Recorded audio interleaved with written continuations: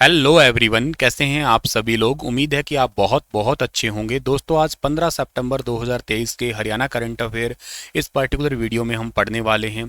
मेरे प्यारे दोस्तों, आज 15 सितंबर को हम दो बहुत इंपॉर्टेंट डे सेलिब्रेट करते हैं। एक तो हम लोग मनाते हैं इंजीनियर डे, इस दिन सेलिब्रेट करते हैं, और एक आज ही के दिन हम लोग डेमोक्रेसी डे भी सेलिब्रेट करते हैं। इंटरनेशनल डेमोक्रेसी डे के रूप में हम लोग सेलिब्रेट किया करते हैं हर साल 15 सितंबर को।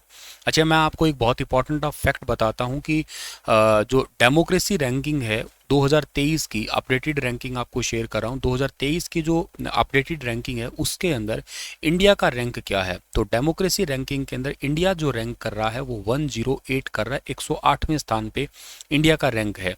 अच्छा, 108वें स्थान पे इंडिया का रैंक आता है तो बात चलो समझ में आती है, लेकिन इसमें नंबर 1 पे रैंक किसका है। तो नंबर 1 पे रैंक इसमें है डेनमार्क का है। डेनमार्क को वैसे ना हरियाणा के इक्विवेलेंट माना करते हैं। जितना हरियाणा का एरिया उतना ही डेनमार्क का, हालांकि डेनमार्क का हमसे थोड़ा कम है। हरियाणा जैसे 44,212 है, तो डेनमार्क लगभग जो है ना आपका 42,983 के आसपास का है लगभग, और डेनमार्क के नंबर 1 पे है। अच्छा सर, ये जो डेमोक्रेसी रैंकिंग है ये क्या दिखाती है। ये दिखाती है कि वहाँ के जितने भी नागरिक हैं, किसी भी देश के जो नागरिक हैं ना, उनके पास में सिविल लिबर्टीज़ कितनी हैं, पॉलिटिकल राइट्स कितने हैं, वोटिंग एनवायरनमेंट कैसा है, वोटिंग एनवायरनमेंट कितना फ्री है, कितना फेयर इलेक्शन होते हैं, उनके चलते हुए डेमोक्रेसी राइट को देखा जाता है। ऐसे ही स्वीडन जो है ना इस लिस्ट के अंदर 2 नंबर पे आता है। इस लिस्ट के अंदर नॉर्वे आता है फिर 3 नंबर पे, हालांकि कभी नॉर्वे टॉप पे हुआ करता था। फिर स्विट्ज़रलैंड आता है आपका, एस्टोनिया है, ऐसे बाकी और भी कंट्रीज़ हैं आपके। तो आप नंबर 1 और 2 याद कर लीजिएगा, जिसका नाम आपको याद रहना चाहिए कि स्वीडन सेकंड नंबर पर, फर्स्ट नंबर पर डेनमार्क याद कर लेना आप लोग, ठीक है। चलिए आगे जाते हैं और आज का हमारा करंट अफेयर सेशन स्टार्ट करें। उससे पहले आपको कह देना चाहता हूं, अगर आप मुझसे ही पढ़ना चाहते हैं एस्टेट 2023 के लिए Haryana GK plus current affair, तो प्लीज़ आप स्टार IQ एप्लीकेशन को विजिट जरूर करिएगा। और हरियाणा ग्रुप डी की प्रिपरेशन कर रहे हैं तो उसके लिए भी आप स्टार IQ एप्लीकेशन को विजिट कर सकते हैं।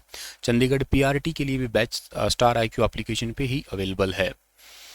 हरियाणा के कितने जिलों का बीमा कब बीमा कंपनी जो है ना, अब मतलब बीमा कंपनी नहीं है, अब कौन करने वाली है, अब राज्य सरकार करने वाली है, ठीक है ना। तो ये 7 जिले हैं। मैंने आपको लास्ट सेशन के अंदर एक क्वेश्चन पूछा था, उसका आंसर 7 था आपका, ठीक है। आज का पहला करंट अफेयर जो कि एग्जाम ओरिएंटेड है, बहुत ज़्यादा इंपॉर्टेंट भी है आपके लिए, कि सुधारवादी राज्य की श्रेणी में हरियाणा राज्य को कौन सा पुरस्कार हासिल हुआ है। सुधारवादी राज्य की लिस्ट के अंदर अभी रिसेंटली रिफॉर्म की जो रिफॉर्म स्टेट की लिस्ट आई है, उस लिस्ट के अंदर हरियाणा राज्य का पहला स्थान है। All over India gold medal जीता है हरियाणा राज्य ने। TIOI हरियाणा को सुधारवादी राज्य की श्रेणी के अंदर पहला स्थान मिला है। TIOL जो अवार्ड है आपके, आई नहीं सॉरी TIOL अवार्ड्स जो है ना, इसमें रिफॉर्म लिस्ट जो है उस, या रिफॉर्म लिस्ट की स्टेट के अंदर जो है ना, सबसे नंबर 1 अवार्ड हमारे हरियाणा राज्य का है। इस बात को जरूर आप लोगों को यहाँ से याद कर लेना है डियर, ठीक है। तो सबसे इंपॉर्टेंट बात तो यही है। अच्छा सर, ये TIOL क्या है, इसका मतलब है टैक्स इंडिया ऑनलाइन अवार्ड, ठीक है ना। टैक्स इंडिया लिख देता हूँ, टैक्स इंडिया ऑनलाइन, ठीक है ना। Tax India online, tax India online पूरा नाम है, OL मतलब ऑनलाइन है, टैक्स इंडिया ऑनलाइन अवार्ड। इसमें गोल्ड अवार्ड मिला है हरियाणा को, सिल्वर अवार्ड मिला है महाराष्ट्र को, और जूरी अवार्ड मिला है उड़ीसा, UP और गुजरात को, इनको जूरी अवार्ड मिला है। अच्छा, टैक्स का जो आपके इनकम टैक्स जोन के मामले में जो बेस्ट अवार्ड मिला है, ओवरऑल विनर्स के रूप में मुंबई रहा है। फिर सिल्वर दिल्ली को है, कर्नाटका, तमिलनाडु और पुदुचेरी है, उनको जूरी अवार्ड मिला है। इसके अलावा कस्टम जोन्स हैं कुछ आपके शहरों में, आपका गोल्ड अहमदाबाद को, सिल्वर चेन्नई को, और जूरी पुणे एंड हैदराबाद को मिला है आपका, ठीक है। तो ये इनकम टैक्स जोन है, ये कस्टम जोन्स है। इनकम टैक्स जोन के अंदर ये बेस्ट रहे हैं, कस्टम जोन के अंदर ये बेस्ट रहे हैं, और रिफॉर्म करने वाले मामले में, सुधार करने के मामले में, टैक्स, ये बेसिकली पता है अवार्ड किसके मामले में है? ये आप कितना टैक्स व्यवस्था के अंदर सुधार कर रहे हैं, टैक्स कितना कलेक्शन कर रहे हैं, उसके मामले में ये अवार्ड दिए जाते हैं। तो मुख्यमंत्री मनोहर लाल जी के नेतृत्व में हरियाणा राज्य ने एक बार फिर से अपना परचम लहराया है, और इसमें गोल्ड अवार्ड हरियाणा राज्य को मिला है।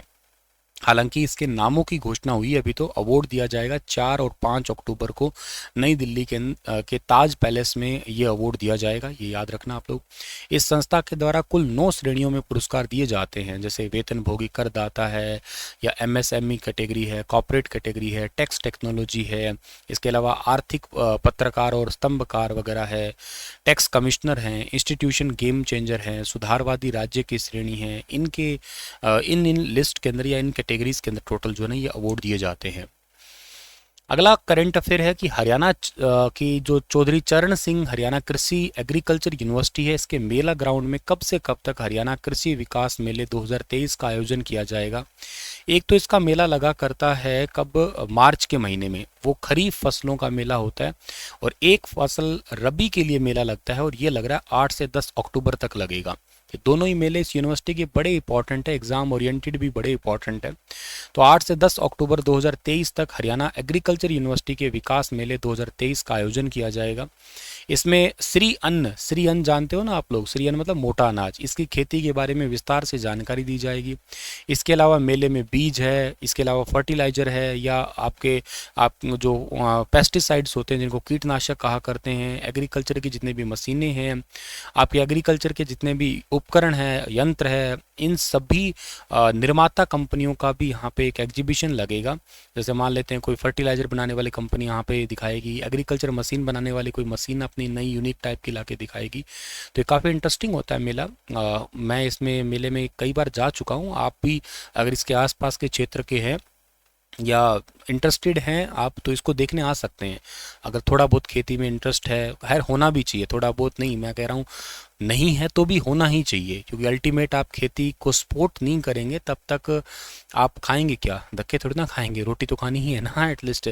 और ये भविष्य के लिए बहुत ज़रूरी है। और अल्टीमेट मेरे हिसाब से, मेरे इस वीडियो को आप देख रहे होंगे तो उसमें से 70 to 80% तो आप किसान परिवार के ही बच्चे होंगे। तो आप मॉडर्न बनिएगा। देखो, ऐसा मैं नहीं कह रहा कि आप मॉडर्न मत बनिएगा, आप शहरों में मत रहिएगा, आप मॉडर्न टेक्नोलॉजी का यूज़ ना करें, या आप खेती के अलावा, मतलब ऐसा नहीं कि आप खेती करने लग जाएं, इसका सेंस ये भी नहीं है। आप मतलब अपना जॉब है या अपना बिजनेस है, उन चीज़ों में ध्यान दे सकते हैं, मॉडर्नाइजेशन की तरफ पूरा जा सकते हैं, डिजिटलाइजेशन की तरफ जा सकते हैं, कंप्यूटराइजेशन की तरफ जा सकते हैं। बट ये मत भूलिएगा कि आप अपनी खेती को, मतलब उन चीज़ों को छोड़िए मत। ये आपके हेल्थ पर्सपेक्टिव या आपके यूँ कहिएगा वेल्थ पर्सपेक्टिव, आपके कल्चर पर्सपेक्टिव बड़ी ज़रूरी चीज़ें हैं। इसको सपोर्ट करिएगा हमेशा, और अपने खेतों का भी रुख करिए। अगर आपके ज़मीन है खुद की, तो आप उन खेतों में जाके आइएगा, घूम के आइएगा, एटलीस्ट देख के आइएगा। मतलब पुराने ज़माने में, मतलब मैंने किसी बुजुर्ग से सुना है कि खेत राजी हो जाता है मालिक को देख के। तो मतलब बुजुर्गों की कहावत है, शायद कुछ तो लॉजिक रहा होगा, उन्होंने झूठी या कहावतें तो नहीं बनाई है। तो ये अगर इंटरेस्टेड कोई है, वैसे इस मेले को देख सकते हैं। आजकल आधुनिक कृषि किस प्रकार से की जा सकती है, बहुत अच्छी अच्छी टेक्नोलॉजी की मशीनें बनी हुई है वर्तमान में वैसे। इसके अलावा मेले में हरियाणा के प्रगतिशील किसानों को भी सम्मानित किया जाएगा स्पेशली। हरियाणा सरकार आंगनवाड़ी कार्यकर्ताओं के लिए कितने स्मार्टफोन खरीदेगी। अब एक हरियाणा सरकार की एक नई योजना है कि जितने भी आंगनवाड़ी कार्यकर्ता है, इनको स्मार्टफोन दिया जाएगा, और इनके लिए 28,484 आंगनवाड़ी कार्यकर्ताओं को स्मार्टफोन देगी हरियाणा सरकार। 28,484 स्मार्टफोन खरीदे जाएंगे। इसके लिए 28 करोड़ 19 लाख रुपए की बजट की मंजूरी मिल गई है। अगले 3 महीने के अंदर इस प्रक्रिया को पूरा भी कर दिया जाएगा। कार्यकर्ताओं को फ़ोन दे दिए जाएंगे। 2 सप्ताह की स्पेशल इनको फ़ोन चलाने की ट्रेनिंग भी दी जाएगी। और ये इसके अलावा जो है ना, फ़ोन के अंदर काम क्या होगा, पोषण का ट्रैक करेंगे, मतलब न्यूट्रिशंस वैल्यू को ट्रैक करेंगे ये। इसके अलावा बाल संवर्धन एप्लीकेशन के जरिए ननिहालों की स्थिति पर नज़र रखी जाएगी। नवजात शिशु से लेकर 6 साल तक के बच्चों और गर्भवती महिलाओं को दूध पिलाने वाली माता तक का सारा डेटा है वो आपका बेसिकली न्यूट्रिशन ट्रैकर ऐप पे मिल जाएगा। तो मतलब इनको स्मार्टफोन इसलिए दिए जा रहे हैं, ऐसा नहीं कि पर्सनल यूज़ के लिए है, हरियाणा के ही ग्रोथ के लिए ही समझिएगा, या प्रॉपर तरीके से डेटा एक्वाइजेशन के लिए ही ये इनको स्मार्टफोन दिए जा रहे हैं, ताकि ये घर घर जाके, या कोई जैसे आपको ये वाला करंट अफेयर मैंने पहले भी पढ़ाया होगा कि 6 साल तक के बच्चे के लिए या गर्भवती महिलाओं के लिए दूध पिलाने वाली एक स्कीम चल रही है। और मुख्यमंत्री दूध उपहार योजना, और इसके चलते हुए हरियाणा राज्य को गोल्ड स्कॉच अवार्ड भी मिला हुआ है, अगर आपको याद हो तो प्रीवियस लेक्चर में मैंने बताया था। तो अब ये डेटा कितना है, कितने महिलाएं आती है, कितने रजिस्टर्ड हैं बच्चे, उन सभी पे नज़र रखने के लिए एक ट्रैकर एप्लीकेशन है, इनको चलाने के लिए आंगनवाड़ी कार्यकर्ताओं को ये स्मार्टफोन दिए जाएंगे। हालांकि राजस्थान में तो वैसे ही दिए गए हैं पर पर्सनल यूज़ के लिए, लेकिन ये आंगनवाड़ी कार्यकर्ताओं को स्पेशली दिए जा रहे हैं फ़ोन। और हरियाणा के अंदर जो महिला बाल विकास मंत्री हैं उनका नाम भी आपको पता होगा, कमलेश जी ढांडा है, कलायत से जीती हुई है। और महिला आयोग की मंत्री की अगर हम बात करते हैं तो ये तो चलो हो गया, लेकिन जो रेणु भाटिया आप लोग जानते होंगे, रेणु भाटिया फरीदाबाद से है, जो महिला आयोग की चेयरपर्सन है। प्रीति भारद्वाज वाइस चेयरपर्सन है, दोनों याद रखना आप लोग। चलिए ये बात आप लोगों को ज़रूर याद रखनी है, ठीक है। नेक्स्ट आपका सवाल है कि हरियाणा के सभी जिलों के उपायुक्त सह जिला निर्वाचन आयोग के साथ लोकसभा 2024 के चुनाव की तैयारियों की समीक्षा बैठक किसने की है। 2024 के अंदर लोकसभा के चुनाव भी हो रहे हैं और विधानसभा के भी चुनाव हो रहे हैं। आने वाला साल बड़ा इंटरेस्टेड होगा और सरकार भी इस बार फुल चुनावी मोड में है, पेपर भी लेने वाली है। आगे तो भर्तियां आपको पता ही है, पिछले 4-5 साल इन्होंने कुछ नहीं किया, तो आगे भी कुछ ऐसा ही होता है। अब कईयों के मन में ऐसा होता है कि सर सरकार कुछ ये है या सरकार बदल रही है, सरकार से कुछ एक्सपेक्टेशन, नई सरकार कुछ है। पर मैं आपको थोड़ा सा क्लियर कर देता हूँ। मेरे को इकोनॉमी पढ़ानी थी आपके लिए, एचसीएस की जो प्रिपरेशन कर रहा है ना उन बच्चों के लिए मैं इकोनॉमी ज्योग्राफी पूरा पढ़ाऊंगा डिटेल से।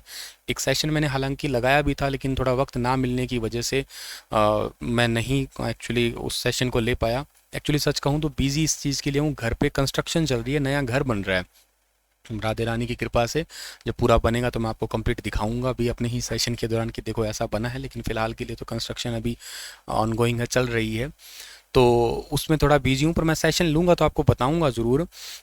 एक ना होता है कम्युनिज़्म और एक होता है कैपिटलिज़्म।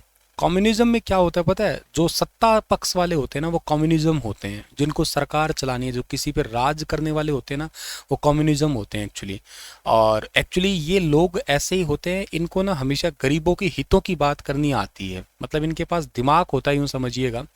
जैसे फॉर एग्जांपल इंदिरा गांधी जी को लगाइएगा, इंदिरा गांधी जी ने एक नारा दिया था गरीबी हटाओ, तो लो भाई सब उमड़ के उनके पास में आ गए। अच्छा, मनमोहन जी ने कहा था कि मनरेगा लेके आओ, लो भाई बहुत अच्छे। हमारे प्रधानमंत्री नरेंद्र मोदी जी आए थे, गैस सिलेंडर फ्री पे बांटो, लो भाई मोदी मोदी हो गया। 15 लाख रुपए खाते में देंगे, गरीबों को 5 किलो चावल देंगे, गेहूं दे रहे हैं। तो वोट बैंक भी वहीं से ही है एक्चुअली। जो अमीर लोग होते हैं वो तो यूं समझिएगा कि हो सकता है कि वो इतने बिजी हों उस दिन, वोटिंग वाले दिन वोट डालने भी ना जाएं। वोट बैंक ये है। अब कोई कहता है दिल्ली में 100 यूनिट या 200 यूनिट 300 यूनिट बिजली फ्री कर दी, इसे क्या ही फर्क पड़ता है। बहुत फ़र्क पड़ता है इस चीज़ का। फ़र्क इस चीज़ का पड़ता है कि जो गरीब है उनके आते ही 100-200 यूनिट है, वही अगर फ्री है तो बस उनके लिए तो भगवान है समझिएगा। तो ये कम्युनिज्म जो है ना ये एक्चुअली हर किसी की तरफ ध्यान नहीं देता है, ये सिर्फ और सिर्फ अपने अपने फ़ायदे के लिए सत्ता पक्ष की तरफ ध्यान देता है। ये राजनीति का रूल है, ये ना केवल इंडिया में, ये पूरी दुनिया में ऐसा है। अगर आप थोड़ा इकोनॉमिक्स को ध्यान से पढ़ते हैं, डेप्थ पढ़ते हैं, या थोड़ा और ज़्यादा डिटेल से ज्योग्राफी को भी पढ़ते हैं, तो आपको थोड़ी थोड़ी चीज़ें क्लियर होने लग जाएगी, समझ बनने लग जाएगी कि अच्छा ये कुछ होता ही ऐसा है, सिस्टम ही ऐसा है। और वो बहुत भोले लोग हो जाते हैं कि जो बातों में आ जाते हैं या मैनिफेस्टो, चुनावी मैनिफेस्टो में आ जाते हैं। अगर थोड़ा बहुत डिटेल से पढ़ लोगे तो चीज़ें अपने आप आपको क्लियर हो जाएगी और आप समझ जाओगे कि हाँ ये क्या है और इसका मतलब क्या है। और खैर मैं आपको इकोनॉमी वाले लेक्चर में पूरा डिटेल से समझाऊंगा। वो लेक्चर मेरे ना केवल आपके एग्ज़ाम पर्सपेक्टिव होंगे बल्कि आपके व्यवहार पर्सपेक्टिव भी होंगे। तो अभी रिसेंट एक मीटिंग हुई है तैयारियों के लिए, तो ये हृदय कुमार जी के द्वारा मीटिंग की गई है, मतलब उसमें ये थे, हालांकि इनके साथ में और भी मेंबर थे। ऑप्शन नंबर ए इस सवाल का ठीक रहेगा। और इसके अलावा हरियाणा के मुख्य निर्वाचन अधिकारी श्री अनुराग अग्रवाल जी है ना, वो भी मौजूद थे। भारत निर्वाचन आयोग के उप निर्वाचन उपायुक्त हैं ये श्री हृदय कुमार जी। चंडीगढ़ के अंदर सभी जिलों के उपायुक्त सह और जिला निर्वाचन अधिकारियों के साथ में इस तैयारी की बैठक का समीक्षा की है।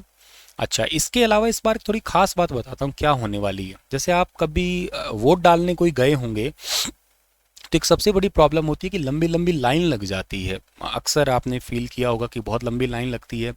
वोट डालना ज़रूरी लगता है कि मेरा वोट मेरा अधिकार है, लेकिन लंबी लाइनों के चलते थोड़ा सा परेशानी भी होती है। आजकल वक्त तो बहुत ही कम है। इसके लिए पहली बार हरियाणा के अंदर क्यू मैनेजमेंट मोबाइल एप्लीकेशन बनाई गई है। इससे आप जो है ना, मतलब इस क्यू लाइन जिसको होता है ना, लाइन के मैनेजमेंट के थ्रू, मतलब आपका यूँ कहिएगा सटीक समय पे नंबर आएगा और सटीक समय पे आप जाके वोट डाल के आ सकते हैं। आपको लंबी लंबी लाइनों में लगने की ज़रूरत नहीं है। वोट डालने के लिए अपनी बारी का पता लग सकेगा कि मेरी बारी इतने मिनट में आएगी, इस नंबर पे फ़िलहाल है और इस नंबर पे मैं जाके वोट डाल के आ सकता हूँ। रजिस्ट्रेशन पहले आपको खैर जाहिर सी बात है करना ही होगा। तो ये क्यू मैनेजमेंट मोबाइल एप्लीकेशन तैयार की गई पहली बार, और ये पूरे भारत में ऐसा पहली बार हुआ है। तो ये क्वेश्चन भी आपके एग्जाम के लिए बन सकता है। ठीक है, तो रिव्यू मीटिंग है in a view of upcoming Lok Sabha election 2024। Shri Hridesh Kumar IAS है, डेप्यूटी इलेक्शन कमिश्नर है। 13-14 सितंबर को ये मीटिंग हुई है आपकी, चंडीगढ़ के अंदर ये मीटिंग हुई है। इसमें CO of Punjab, CO of Chandigarh, CO of Haryana ये भी इसमें शामिल थे इलेक्शन कमीशन ऑफ इंडिया की तरफ से। इलेक्शन कमीशन ऑफ इंडिया कब बना था पता है आपको? 25 तारीख को बना था, 25 जनवरी 1950 को। सुकुमार सेन उसके पहले अध्यक्ष थे। वर्तमान में राजीव कुमार है, 25वें नंबर के अध्यक्ष है इस डिपार्टमेंट के। उपाध्यक्ष या डेप्यूटी इलेक्शन कमिश्नर तो श्री हृदय सिंह है जो आईएएस अधिकारी हैं। और एक बात और इम्पॉर्टेंट है, पहली बार 17 साल की उम्र में ही मतदाता बनने का अवसर दिया जा रहा है। इस बार 17 साल की उम्र में ही युवाओं को वोट डालने का अधिकार है। मतलब पहले किसी भी वर्ष की 1 जनवरी को या उसकी 18 साल आयु पूरा होने की मतदाता सूची में अपना नाम दर्ज करवाने के पात्र होते थे, लेकिन अब किसी भी वर्ष की 1 जनवरी या अप्रैल या 1 जुलाई या 1 अक्टूबर को 18 साल की उम्र होने पर युवा स्वयं मतदाता के रूप में रजिस्ट्रेशन करवा सकेंगे। हरियाणा का अगर आंकड़ा देखने की कोशिश करें तो हरियाणा में टोटल रजिस्टर्ड वोटर कितने हैं? 195,48,846 ये रजिस्टर्ड डेटा है।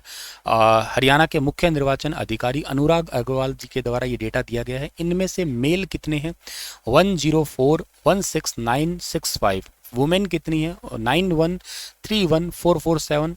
इसमें 434 ट्रांसजेंडर है और टोटल 19,863 मतदाता केंद्र है। इनमें से 5,917 शहरों के अंदर है, 13,946 ग्रामीण क्षेत्रों में है। ये डेटा नॉर्मल मत समझना, सुपर इंपॉर्टेंट है। और आपको पता है ना एचएसएससी ऐसे ऐसे क्वेश्चन पूछा करती है। अगर आप लोगों को लग रहा है कि मेरा स्टार आईक्यू मेरे लिए मेरा मान है और मेरे को सही कंटेंट दे रहा है, तो इस बात पे आप वीडियो को लाइक और चैनल को सब्सक्राइब कर सकते हैं, शेयर भी कर सकते हैं अपने दोस्तों के लिए। सभी मतदाता केंद्र भूतल ग्राउंड फ्लोर पर ही बने जाएंगे आपके, और ताकि दिव्यांग मतलब ऊपर कहीं ऐसा कुछ नहीं है कि वो 3rd फ्लोर के ऊपर बना दिया तो जाहिर सी बात है वोट डालने कोई कैसे जा पाएगा। एक मतदान केंद्र में मतदाताओं की औसतन संख्या 984 है। सो ये सब डेटा आपके एग्जाम के लिए बहुत बहुत इंपॉर्टेंट है। हरियाणा राज्य परिवहन में अब किस सेवा की शुरुआत की जाएगी? ये भी अपने आप में बहुत इंपॉर्टेंट क्वेश्चन है। इस सवाल का ठीक आंसर है एनसीएमसी। हरियाणा रोडवेज की बसों में एनसीएमसी की योजना का एक नया फॉर्मूला आया है। अब ये है क्या सर? इसका पूरा फुल फॉर्म है नेशनल कॉमन मोबिलिटी कार्ड। जैसे एटीएम कार्ड होता है ना, वैसा वैसा ही समझिएगा कुछ ये है आपका। अब ये कार्ड पता है क्या चीज़ है? इस कार्ड से आप हरियाणा में हरियाणा रोडवेज की बसों में यात्रा कर रहे हैं, ठीक है। जैसे कोई स्टूडेंट है या 100% विकलांग है या उसके साथ में कोई सहायक है या कोई मान्यता प्राप्त संवाददाता है, जर्नलिज्म कर रहा है, कोई विधानसभा लोकसभा के मेंबर है या कोई फ्रीडम फाइटर है, पुलिस है, जेल कर्मचारी है, इनको कार्ड दिखाना होगा सिर्फ, ठीक है ना। इसको कार्ड दिखाने से ही जो है ना इनको छूट मिल जाएगी। सीधी सी बात यही है, एक तो बड़ा फायदा होगा। इसके अलावा कोई भी व्यक्ति इसके किराए में 50% तक की छूट है, तो उसको 50% किराया जो है ना नगद और बाकी जो है ना इसके कार्ड के माध्यम से वो दे सकता है। और इस कार्ड को रिचार्ज करवाने की भी सुविधा होगी। मतलब जैसे समझ लो मेट्रो कार्ड होते हैं ना, वैसा वैसा कुछ सिस्टम जो है ना हरियाणा सरकार लाने जा रही है। इवन लॉन्च तो कर चुकी है, अप्लाई भी हो जाएगा ये जल्द ही हरियाणा के अंदर, नेशनल कॉमन मोबिलिटी कार्ड। इस पे आपकी क्या राय है? क्या मानते हैं आप लोग? ये जो सुधार हो रहा है ठीक है क्या? ई टिकटिंग व्यवस्था, वो टक टक वाला तो काम मेरे ख्याल से मैं तो खैर बहुत दिनों से बस में ट्रैवल किया नहीं हूँ, आप बताना। मेरे हिसाब से खैर ई टिकटिंग आ चुकी है और अभी जल्द ही खैर बाकियों में और भी आपकी आने वाली है ई टिकटिंग। और ई टिकटिंग के बाद अब ये नेशनल कॉमन मोबिलिटी कार्ड की भी सुविधा हरियाणा में आ जाएगी ये। और ऐसा करने वाला हरियाणा पहला ही राज्य है। हरियाणा रोडवेज में ओपन लूप टिकटिंग प्रणाली को स्टार्ट कर दिया जाएगा। हरियाणा परिवहन की बसों में 2317 मशीनों के माध्यम से ई टिकटिंग की जा रही है। 3 महीने में 17 करोड़ रुपए का राजस्व बढ़ गया है हरियाणा सरकार का। हर रोज हरियाणा में 8,06,000 के आसपास यात्री सफर कर रहे हैं। हरियाणा परिवहन के बेड़े में इस समय कुल 3,723 बसें हैं, जिनमें से 562 बस निजी बस मालिकों से बस किराए पर चलाई जा रही है। प्रतिदिन यात्रियों की संख्या में लगातार वृद्धि हो ही रही है। बसें प्रतिदिन औसतन जो है ना वो 10,77,000 किलोमीटर की दूरी तय करती है हरियाणा के अंदर इन यात्रियों के साथ में। ठीक है, चलिए सर जी, इसी के साथ ये सेशन समाप्त होता है। आप स्टार IQ एप्लीकेशन को ज्वाइन कर सकते हैं। Haryana GK plus current affair का प्रॉपर बैच है, बहुत गजब का है, इंपॉर्टेंट है। और हरियाणा ग्रुप D के लिए 4000 MCQ का भी बैच आपको स्टार IQ एप्लीकेशन पे मिल जाएगा। शुक्रिया डियर, राधे राधे, अपना ख्याल रखना। और आपके लिए क्वेश्चन छोड़ के जा रहा हूँ कि हरियाणा के किस जिले में इंटीग्रेटेड मैन्युफैक्चरिंग क्लस्टर बनाया जाएगा, बताइए इसे विस्तार से। कल मिलता हूँ आपको मैं। Thank you so much.